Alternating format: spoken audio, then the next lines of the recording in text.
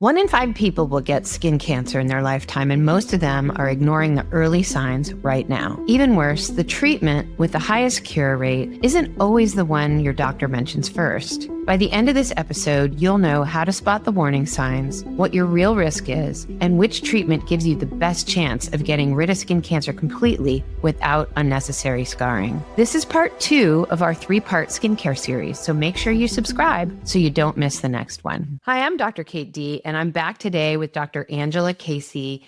She's a board-certified dermatologist and fellowship-trained Mohs surgeon who specializes in skin cancer treatment and prevention. So, Angela, thanks so much for being back on the podcast today. I am thrilled to be with you again, Dr. Kate, and excited to talk with your community again. Yeah, well, so I know nobody wants to hear about skin cancer really, but this is like so critically important and basic for both your health and really anti-aging, because nobody wants to have a big skin cancer scar and, go through all that stuff. So can we talk about like who's at risk for skin cancer, what the big risks are, what's the biggest misconception that people have about what their skin cancer risk is? Sure. I mean, the reality, I think we just go back to the numbers. 1 in 5 Americans is going to suffer from skin cancer by age 70. So there is a very good chance that you or someone you know will suffer from skin cancer. And it is the number 1 cancer worldwide and actually outnumbers all other cancers combined. And I think a lot of people don't know that because we give a lot of attention to other cancers, breast cancer, colon cancer, prostate cancer, all the other cancers. When you combine all of those, skin cancer still outnumbers those other cancers. So it is very prevalent. Fortunately, it's very preventable as well. And I think that's really where our community can be empowered, or what are the tools and steps you can take to help prevent skin cancer. The truth is that skin cancer can occur in any skin type or skin tone. So it is a myth to think that just because you have darker skin tone, that you are not at risk for skin cancer. You may have a lesser risk compared to somebody with really fair skin, but that risk is still there. So that's important to know. Genetics play a big role as well. So if you have a strong family history of skin cancer, you're going to be more at risk. And then anybody who has an outdoor lifestyle. So do you enjoy golfing? Do you enjoy sailing? Do you enjoy beach vacations? Do you live in a climate where you're outdoors hiking and exploring a lot of the year? Some of the worst skin cancers that we see across the world are in Australia, where it's sunny and beautiful most of the year. And the large majority of citizens of Australia have very fair skin because they're of Northern European descent. So those are the main risk factors. There's a lot we can do to mitigate those risk factors, and we can get more into that as the discussion continues. Do you think that people ignore the spots that show up on their skin, and why do you think that happens? All the time. I see it in my practice every single day. So for your audience, and you mentioned at the beginning, I'm a fellowship trained Mohs surgeon. Mohs is named after Dr. Frederick Mohs, who was the founder of the procedure, but basically it's microscopically controlled skin cancer surgery. So in my practice, every day I'm taking skin cancers off of usually the head and neck area, more cosmetically sensitive areas, and then doing reconstructive surgery after we clear all the cancer cells. I've looked at their skin under the microscope and mapped out the cancer cells, and we know that we're around everything. At least a couple times a day, I hear from a patient, and they're usually ashamed to admit this, but Dr. Casey, that spot has been on my forehead for a couple years before, I actually got it checked. Skin cancers are very tricky. They can look like a pimple. They can look like a patch of eczema or an irritated little piece of skin. They can look like psoriasis. So, and many times, even in the primary care setting, those lesions can be misdiagnosed because primary care doctors are taking care of everything else. We can't expect them to be experts in skin lesions. But that is more often than not the case with my first-time patients. As they get more skin cancers, as many of them do, they start to identify the warning signs and symptoms. And it is one of the primary reasons that once somebody is diagnosed with a skin cancer, we want them connected with a dermatologist that they're going to see at least once a year to do an overall head to toe skin check so that those lesions don't get missed. Because when they grow for years, it's a much bigger issue.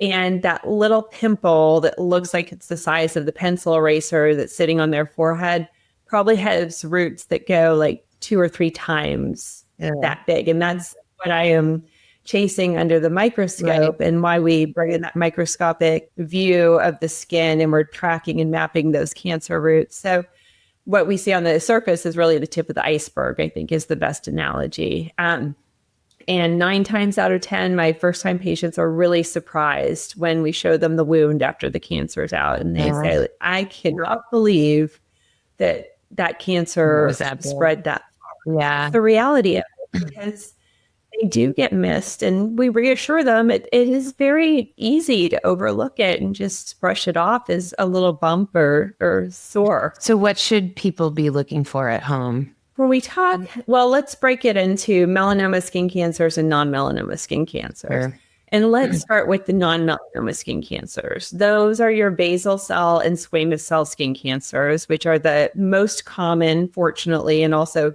the most treatable of the skin cancers. So the combination of basal cells would number close to 5 million of those per year in the United States. Squamous cell skin cancers close to 3 million per year in the United States. Again, that's a large majority of our skin cancers. Those can present as a pimple. They look like a pimple.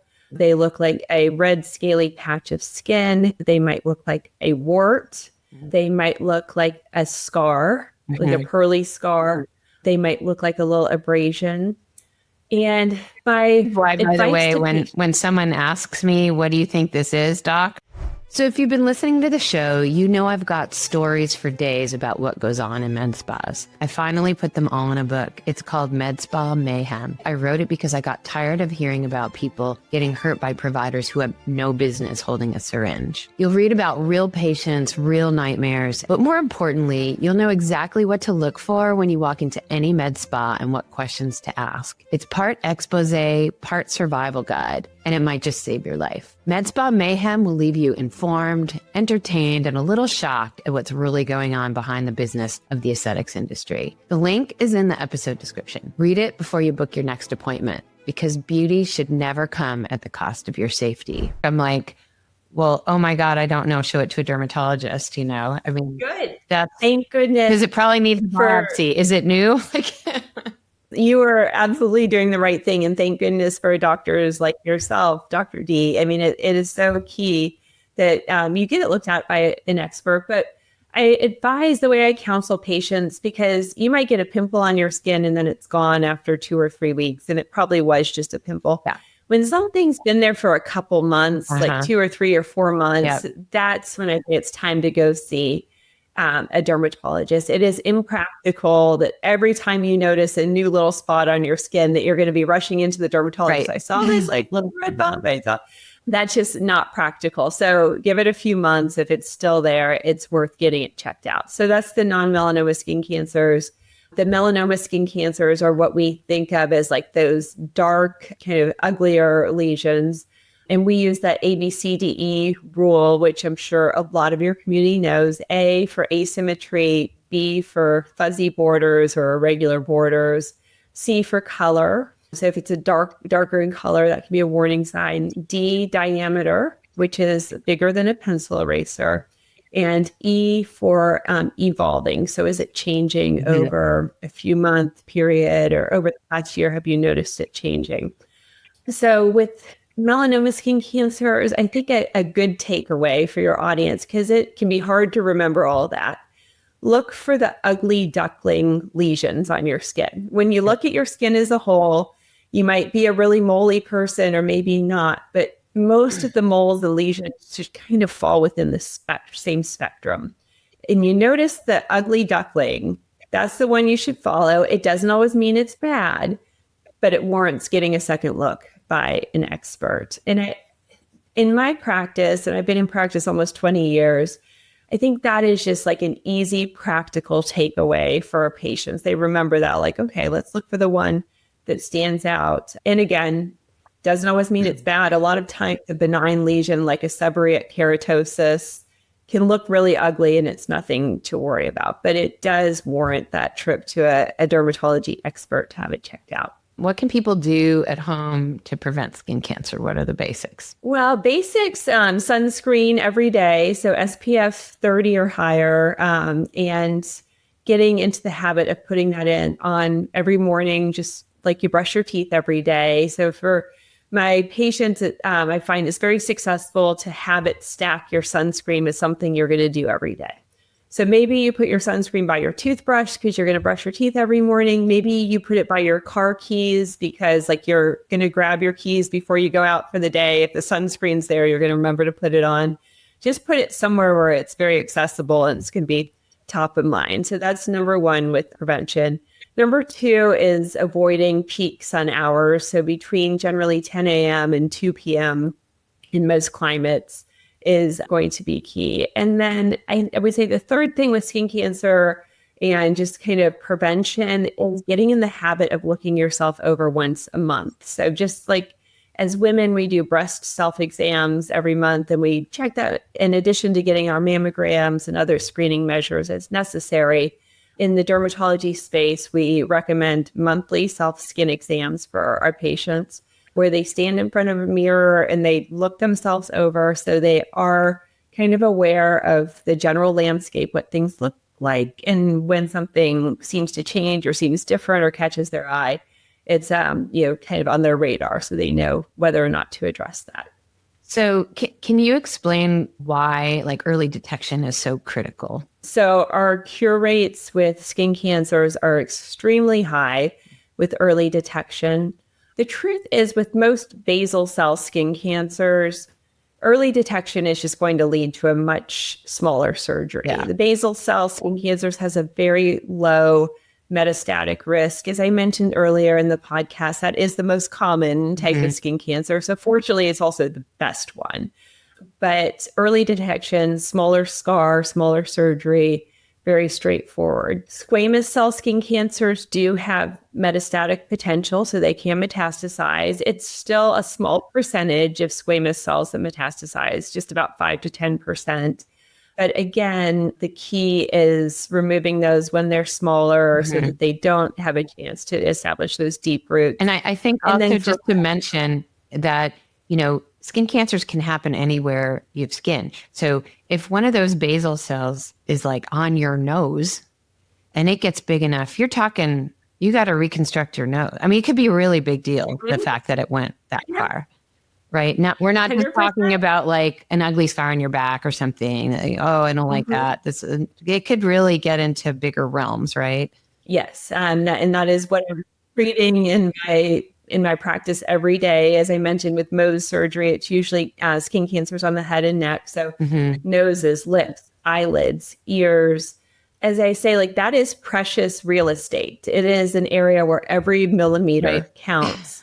So the sooner you get to it, when you get to it soon, it is so simple and it's tiny, smaller than a pencil eraser.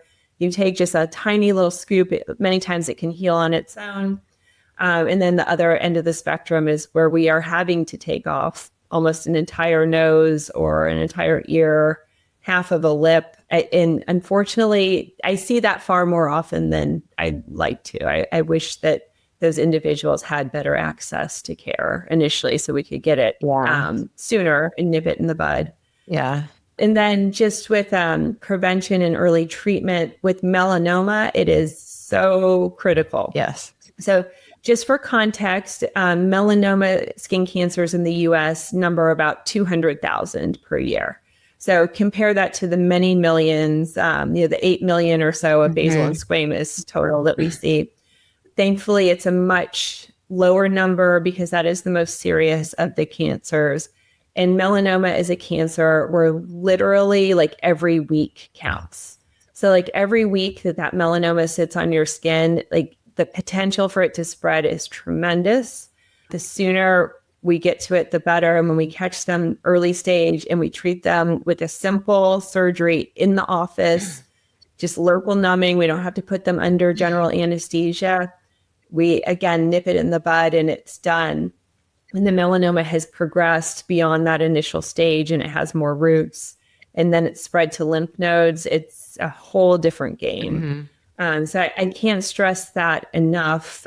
Just we take those very seriously. Yes. When we have patients in the office diagnosed, we get them in like within a week or two to get the surgery done. Do you have a statistic that says the rate of melanoma when somebody has used tanning beds in the past? We didn't mention tanning beds, but one preventive thing is don't ever use tanning beds. Not directly for the tanning bed. We don't have that statistic, but the statistic that I think is more widely known, and it can come from a tanning bed or it can come from natural sun exposure. 5 or more sunburns in your life doubles your risk of melanoma. Yeah. And how easy is that for any of us to get 5 sunburns? I've had way more than that as a kid. Yeah. Younger years. And we still see all the time in kids playing sports.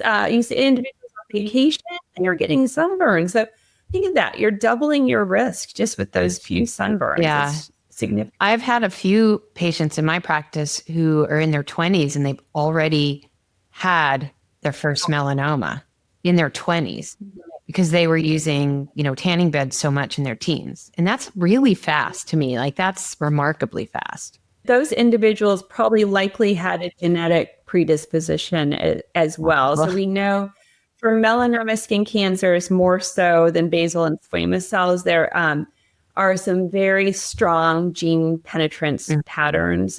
So it is a really important part of the history for our patients, like knowing if they have a family member that had melanoma, we need to keep a much closer eye on them. And something for your audience to know as well, if you have a first-degree relative, so whether that's a parent, a sibling, or a child that has melanoma skin cancer, even if you have no history yourself, you need to be seeing a dermatologist once a year. That's a American Academy of Dermatology standard of care. Absolutely. And recommendation. And I think it's something that's not always messaged well to the public at large. Yeah, no, I think that's really important. I have a weird circumstance myself because my father had uveal melanoma, so it went in the retina.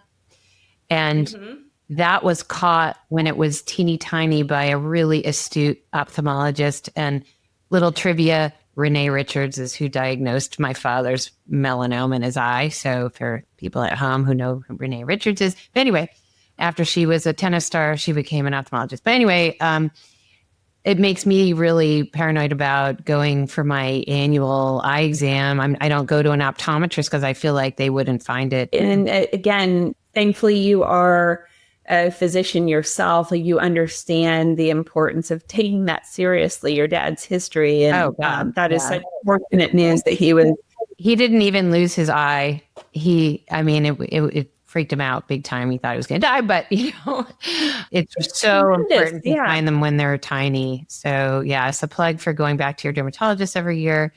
So can we switch to just talking about what Mohs surgery? You talked a little bit about Mohs surgery, and I think it's important for everybody to understand, like the reason that you're looking under the microscope at like every little bit of the skin is to preserve as much healthy skin as possible.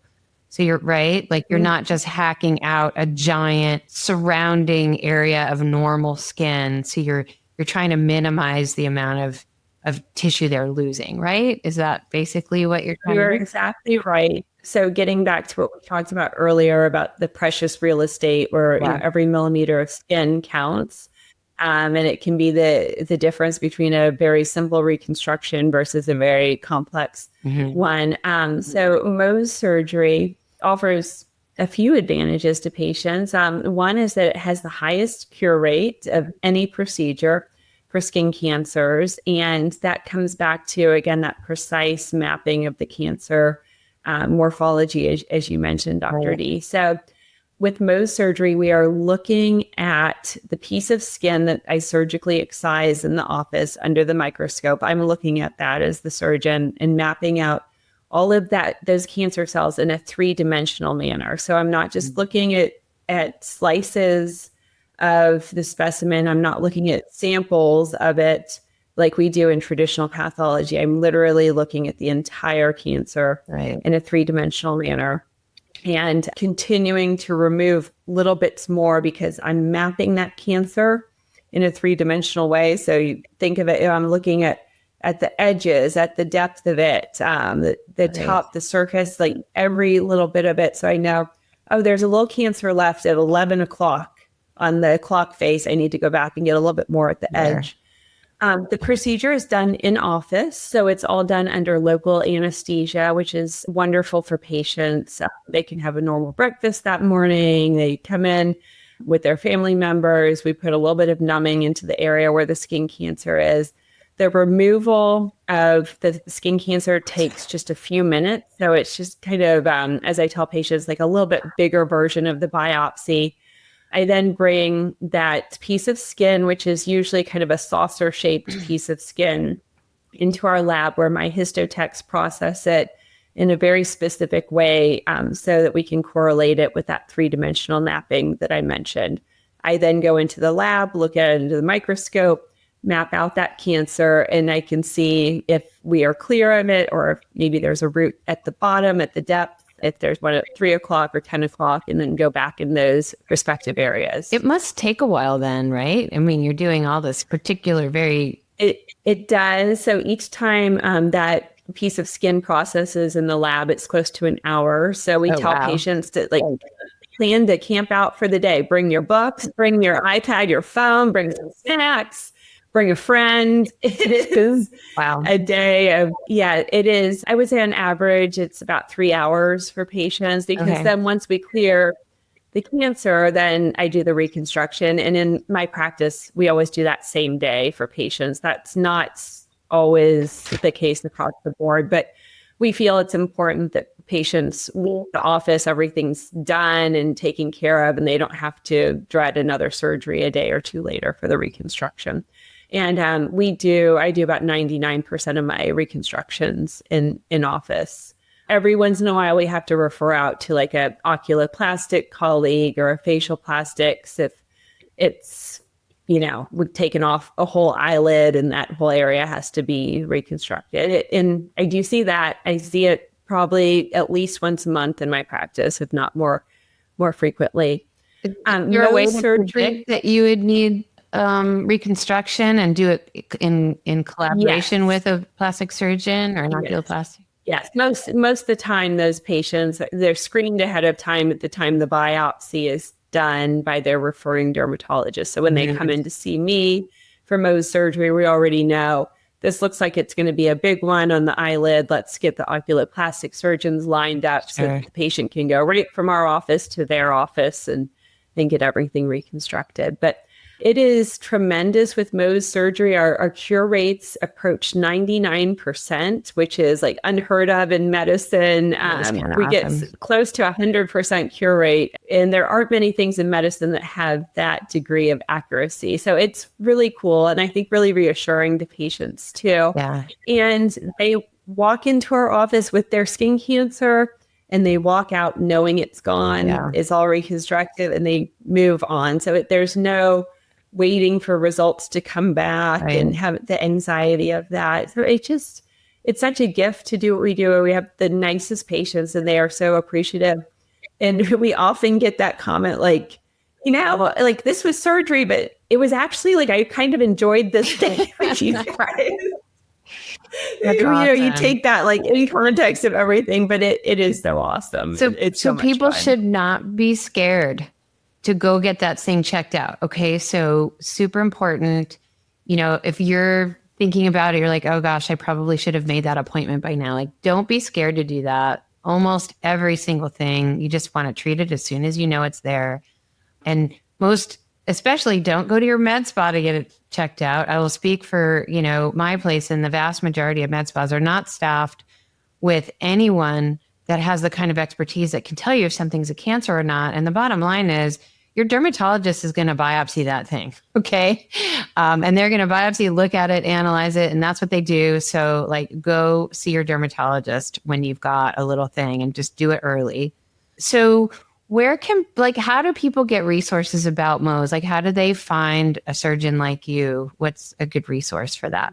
So the American College of Mohs Surgery, which is just the acms.org website, has a whole list of fellowship trained Mohs surgeons or Mohs surgeons that are board certified. So that is, I think, a really important educational point for your community. Not every individual that's doing Mohs surgery is fellowship trained, and not all of them are board certified because, like anything in medicine, we can practice any procedure. I mean, I could do heart surgery if I wanted to. Like, technically, it's legal, but I don't have any training in it. So the American College of Mohs Surgery is a really important resource, and that is different from the American Society of Mohs Surgery. Which is very tricky. The American Society of Mohs Surgery, anybody can do it. With the College of Mohs Surgery, that is the gold standard. Oh my God. Okay. Well, we will have the link to the right place in the show notes so nobody is confused about that. So, well, Angela, thank you so much for talking about skin cancer today. I think it's been really educational. I know it's a topic that nobody really wants to think about, but I think hopefully everybody at home is encouraged that, like, don't be scared to go get it checked out. And if you do have something, definitely go to a board certified Mohs surgeon. Absolutely. Thank you so much for the opportunity to educate your community. And I really appreciate the opportunity, Dr. D. Thank you. I spend my days making sure people don't fall for fake Botox and unlicensed injectors. So yeah, I care about what products you're using. Bright Girl is skincare for young people created by my friend, Dr. Angela Casey. She's a double board certified dermatologist and mom who wanted something clean and effective for her own daughters. Here's what I like. It's formulated by someone who looks at skin cells under the microscope and knows what she's talking about. No hype, no influencer nonsense, just great products that teach good habits early. So if you've got young people in your life starting their skincare journey, send them to brightgirl.com. Use code DrKate20 for 20% off through January. This holiday season, give something that they will love that actually works. Thanks for listening. If you found this helpful, do me a favor and share it with a friend who's considering any aesthetic treatments. Subscribe so you don't miss the next one, and drop a comment telling me your biggest takeaway. I actually read them all. Let's keep each other safe and elevate the standards in the med spa industry.